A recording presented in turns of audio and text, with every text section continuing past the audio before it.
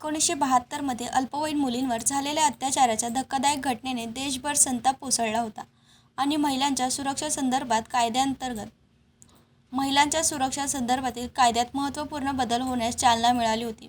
आज 72 वर्षाच्या झालेल्या पीडितांची अत्यंत खालाची आणि अर्धांगवायूग्रस्त स्थिती आहे। या प्रकरणाची विधान परिषद उपसभापती डॉक्टर नीलम गोऱ्हे यांनी तातडीने दखल घेत चंद्रपूर जिल्हाधिकाऱ्यांशी संपर्क साधून आर्थिक, वैद्यकीय आणि सामाजिक सहाय्याची त्वरित अंमलबजावणी करण्याचे निर्देश दिले होते। प्रशासनाने मिळालेल्या सूचनांची तत्काळ अंमलबजावणी करत पेन्शन, अन्नधान्य, घरकुल, आर्थिक ठेव, आरोग्य सुविधा यासह विविध योजनांचा लाभ उपलब्ध करून दिला आहे। या प्रकरणाची प्रत्यक्ष स्थिती जाणून घेण्यासाठी डॉक्टर नीलम गोऱ्हे यांनी आजपर्यंत मिळालेल्या मदतीचा आढावा घेतला व पुढील आवश्यक सुविधा निश्चित करून सातत्याने देखरेखी यंत्रणा मजबूत करण्यासाठी संबंधित अधिकाऱ्यांना निर्देश दिले आहे।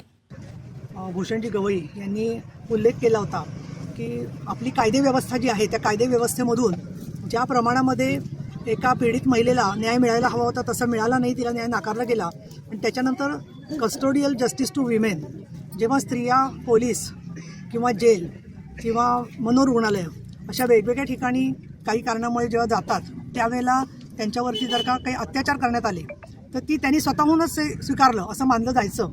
परंतु तो कायदा नंतर बदलला गेला। त्या मुळात ज्या स्त्रीवरती अन्याय झाला होता त्या भगिनीला न्याय न मिळाल्यामुळे भारतात मोठं आंदोलन उभं राहिलं। मी स्वतः विद्यार्थी चळवळीत असताना अनेक वर्ष त्याच्यामध्ये त्या विषयावर काम केलं की हा बलात्कार विरोधी कायदा जो आहे तो बदलला गेला पाहिजे। आणि त्याच्यानंतर जवळजवळ 20 वर्षांनी त्या कायद्यात बदल झाला आणि आल्यावरती असं जाणवलं की आजही त्या जरी शरीराने थोडं त्यांना पक्षाघाताचा त्रास झाला असला तरीसुद्धा पूर्ण माहिती किंवा घरामधल्या सगळ्या बाबतीमध्ये त्यांची चांगली स्मरणशक्ती आहे।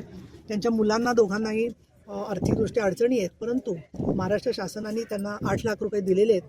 त्याच्यामधून 6,500 रुपयातून त्याचा चरितार्थ चालू शकतो, अर्थात 6,500 खूप तुटपुंजी रक्कम आहे आपल्याला माहिती आहे। तर मग त्या पार्श्वभूमीवरती त्या मुलांना कुठल्या ना कुठल्या क्षेत्रात नोकऱ्या तसंच जमीन, घर बांधून देणं अशा प्रकारचे निर्णय सरकारने घेतलेले आहेत। मिथुन मेश्याम, जनशक्ती, चंद्रपूर।